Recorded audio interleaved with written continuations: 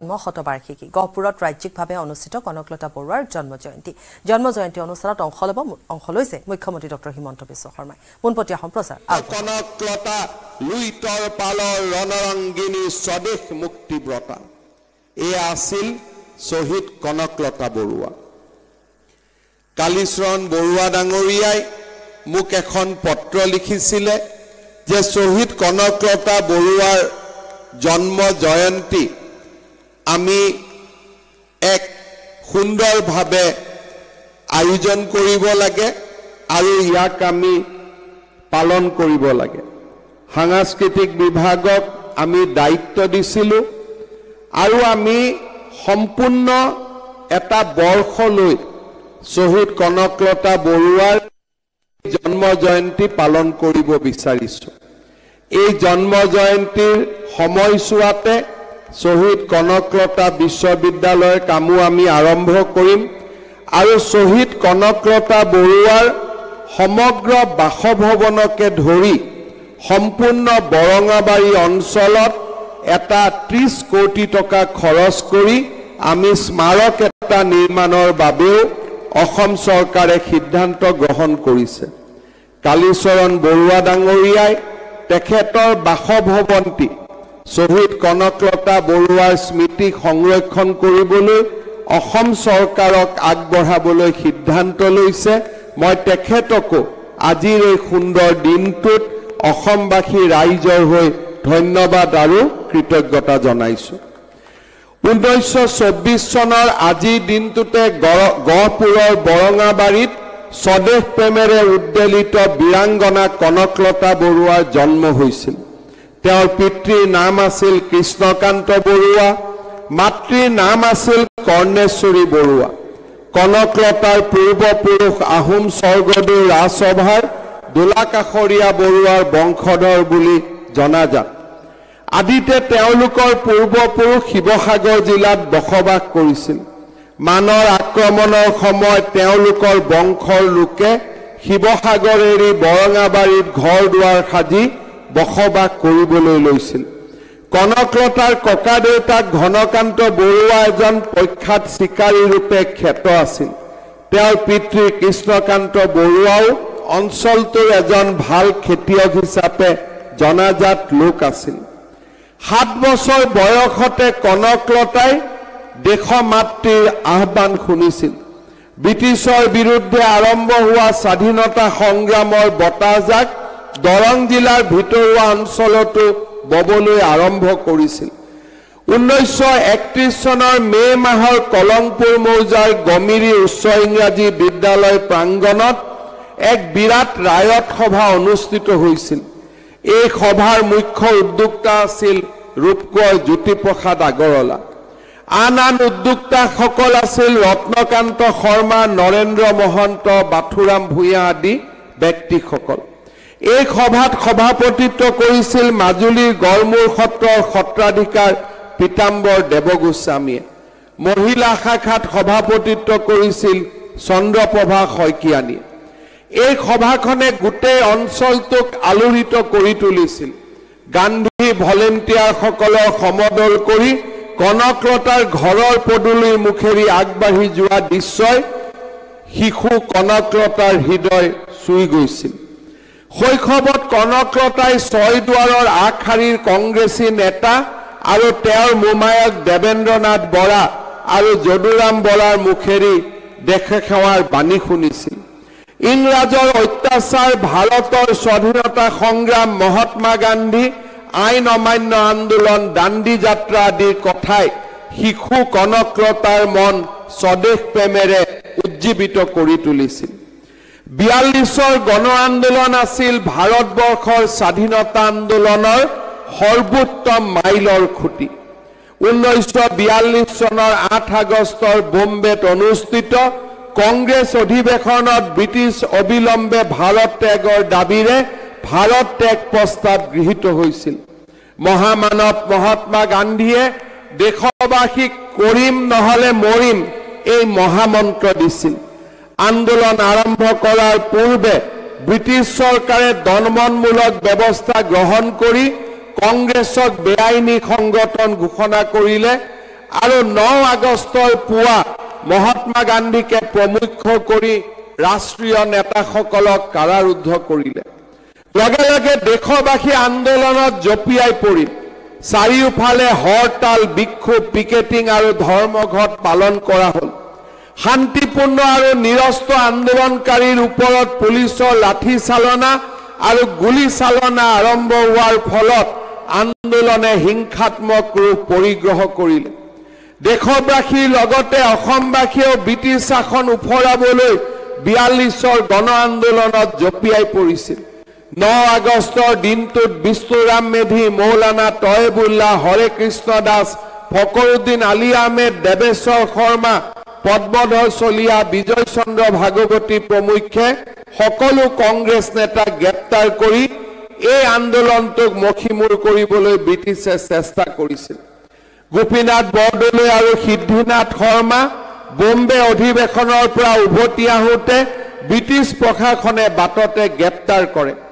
পীতাম্বৰ দেৱগোস্বামী দেৱকো গ্ৰেপ্তাৰ কৰি যোৰহাট জেলত কাৰাৰুদ্ধ কৰি ৰখা হৈছিল। ভাৰতৰ অন্যান্য ৰাজ্যৰ লগতে অসমতো কংগ্ৰেছ আৰু সহযোগী সংগঠনসমূহক বেআইনী ঘোষণা কৰা হৈছিল। ব্ৰিটিছৰ এই নীতিৰ প্ৰতিবাদত অসমৰ চাৰিওফালে প্ৰতিবাদ সভা, সমদল আৰু বিক্ষোভ প্ৰদৰ্শন কৰা হয়।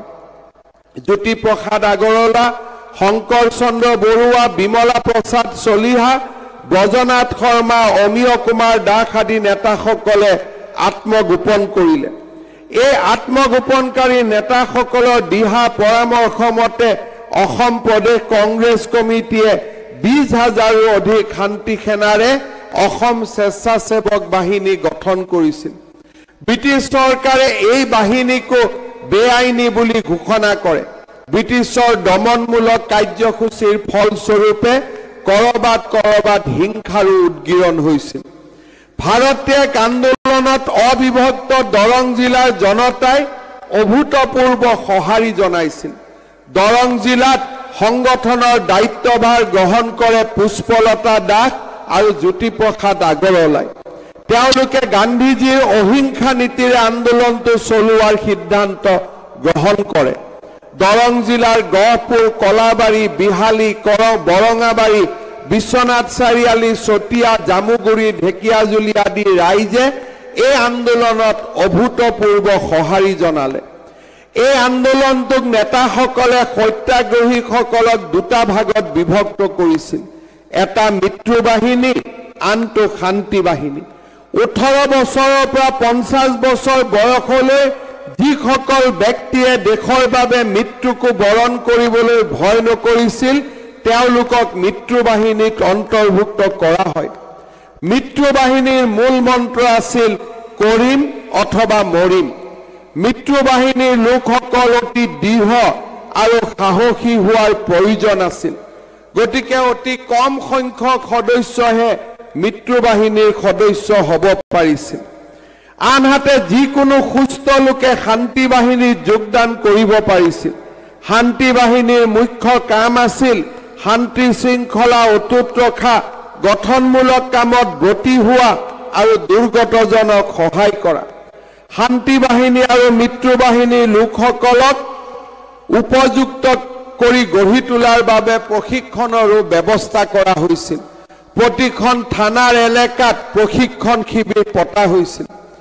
আন্দোলনৰ অংশ হিচাপে আৰু ভাৰতৰ সাৰ্বভৌমত্ব প্ৰতিষ্ঠা কৰাৰ প্ৰতীকৰূপে আন্দোলনকাৰীসকলে আৰক্ষী চকী আৰু কাছাৰী ঘৰত জাতীয় পতাকা উত্তোলনৰ সিদ্ধান্ত গ্ৰহণ কৰে। 18 ছেপ্টেম্বৰৰ দিনা গহপুৰৰ ওচৰৰ জাৰ্নিয়াল সত্ৰৰ নামঘৰত অনুষ্ঠিত এখন সভাত 20 ছেপ্টেম্বৰত পতাকা উত্তোলনৰ এক কাৰ্যসূচী হাতত লোৱা হৈছিল। এই সভাত পুষ্পলতা দাস উপস্থিত থাকি শান্তি বাহিনী আৰু মৃত্যু বাহিনীৰ সদস্যসকলৰ কৰ্তব্যৰ বিষয়ে অৱগত কৰে। মৃত্যু বাহিনীৰ সদস্যসকলক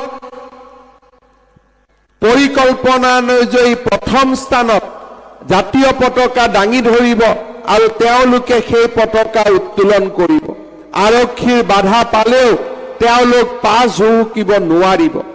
আৰক্ষীয়ে কিবা প্ৰকাৰে প্ৰথম স্থানত থকাজনৰ ক্ষতি কৰিলেও মিত্ৰ বাহিনীৰ ওচৰত থকাজনে সেই পতাকা দাঙি ধৰি লক্ষ্যত উপনীত হ'ব।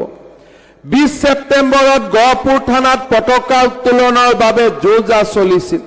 পূৰ্ব নিৰ্ধাৰিত সূচীমতে গহপুৰ আৰক্ষী থানাত পুষ্পলতা দাসে পতাকা উত্তোলন কৰাৰ কথা আছিল, কিন্তু কনকলতাৰ অনুৰোধ উপেক্ষা কৰিব নোৱাৰি গহপুৰ সমদলৰ নেতৃত্ব কনকলতা বৰুৱাক এৰি দিয়া হ'ল। 20 ছেপ্টেম্বৰৰ দিনা পূৰ্বে নিৰ্দিষ্ট একোখন ঠাইত ব্ৰহ্মাজান, হাৱাজান, হেলেম, কলাবাৰী, গহপুৰ, বালিজান, মাগুৰী, ৰঙিয়াল আদি অঞ্চলৰ শ শ লোক আহি সমদলত মিলিত হ'ল। আন্দোলনকাৰী দুটা দলত বিভক্ত হ'ল, এটা পুৰুষ আৰু আনটো মহিলা। মহিলাৰ শাৰীত হাতত তিৰংগ পতাকা ধৰি সকলোৰে সন্মুখত কনকলতা বৰুৱা থিয় হ'ল। দলটোত প্ৰায় 500 গৰাকী মহিলাই অংশগ্ৰহণ কৰিলে। সমদলকাৰীসকলৰ থানাৰ সন্মুখ পাই মূল প্ৰৱেশদ্বাৰখন বন্ধ দেখিবলৈ পালে। এটা সৰু ৰাস্তাৰে খুলি থোৱা জপনা এখন দেখি তেওঁলোক সেইফালে আগুৱাই গ'ল। দলটো জপনাৰ সন্মুখ পোৱাত তেওঁলোক সশস্ত্ৰ আক্ৰমণৰ আৰক্ষীৰ মুখামুখি হ'ল। থানাৰ ভাৰপ্ৰাপ্ত বিষয়াই সমদলকাৰীসকলক এখোজো আগুৱাই নাযাবলৈ সতৰ্ক কৰি দিলে। সেই সতৰ্কবাণী আওকাণ কৰি কনকলতাৰ নেতৃত্বত সমদল আগুৱাই গ'ল। লগে লগে গুলীবৰ্ষণ আৰম্ভ হ'ল আৰু ব্ৰিটিছৰ গুলীত কনকলতা বাগৰি পৰিল। তৎক্ষণাৎ পতাকাখন মুকুন্দ কাকতিয়ে দাঙি ধৰিলে, যদিও আন এটা গুলীত তেওঁ বাগৰি পৰিল।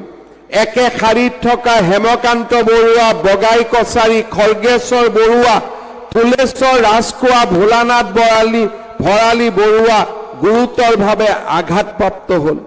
উত্তেজিত পৰিৱেশৰ মাজতে কলাবাৰীৰ সাহসী ডেকা ৰামপতি ৰাজখোৱাই পাছফালেৰে থানাৰ ঘৰৰ ওপৰত উঠি পতাকাখন থানাৰ গৃহৰ ওপৰত উৰুৱাই দিবলৈ সমৰ্থ হ'ল। 42ৰ গণ বিপ্লৱত বহু তেজাল অসমীয়াই দেশমাতৃৰ হকে আত্মবলিদান দিলে।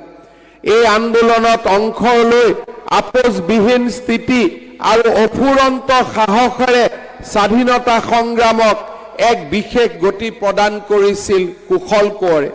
সৰু পথাৰত ৰেল বগৰুৱা এক ঘটনাৰ সৈতে জড়িত কৰি ব্ৰিটিছে তেওঁক 1942 চনৰ 3 নৱেম্বৰত গ্ৰেপ্তাৰ কৰি পিছত যোৰহাট কাৰাগাৰত ফাঁচি দিছিল। এই কাৰাগাৰতে দেশৰ হকে যুঁজ দি মৃত্যুক আঁকোৱালি লৈছিল স্বাধীনতা সংগ্ৰামী কমলা মিৰি আৰু বেজা বাউৰীয়ে। 42ৰ গণ আন্দোলনৰ ব্যাপক প্ৰতিবাদ অসমত প্ৰথমে আৰম্ভ হৈছিল নগাঁও জিলা। বেবেজিয়াত আৰক্ষীৰ গুলীত নিহত হৈছিল কলাই কোচ আৰু হেমৰাম বৰা। জোঙাল বলহুৰ ওচৰত গুলীবিদ্ধ হৈ শ্বহীদ হৈছিল হেমৰাম পাটৰ আৰু গুণভি বৰদলৈ। বাৰপুজিয়াত শ্বহীদ হৈছিল তিলক ডেকা। বৰহমপুৰত ব্ৰিটিছৰ বিৰুদ্ধে প্ৰতিবাদত অংশ লৈ শ্বহীদ হৈছিল ভোগেশ্বৰ ফুকননী, লক্ষ্মীনাথ হাজৰিকা, ঠগিৰাম খুট আৰু বলোৰাম খুট। ঢেকিয়াজুলি থানাত পতাকা উত্তোলনৰ কাৰ্যসূচীত অংশ লৈ ব্ৰিটিছৰ গুলী আৰু লাঠি চালনাত মৃত্যুবৰণ কৰিছিল মনবৰ নাথ, কুমলী দেৱী, মহিৰাম কোচ, ৰতন কোছাৰী, সৰুনাথ চুতীয়া, মণিৰাম কছাৰী, তিলেশ্বৰ বৰুৱা, লেৰেলা কছাৰী, দয়াল দাস পানিকা, খহুলী দেৱী, মংগল কুৰকুৱা দিয়ে। বজালীত পুলিচৰ গুলীত শ্বহীদ হৈছিল মদন বৰ্মন আৰু ৰাউতাৰাম কোচ। ভাৰতৰ স্বাধীনতা আন্দোলনত চৰম ত্যাগেৰে মহিয়সী কনকলতাই অসমীয়া নাৰীৰ সাহস আৰু ত্যাগৰ আদৰ্শ প্ৰতিষ্ঠা কৰি থৈ গৈছে।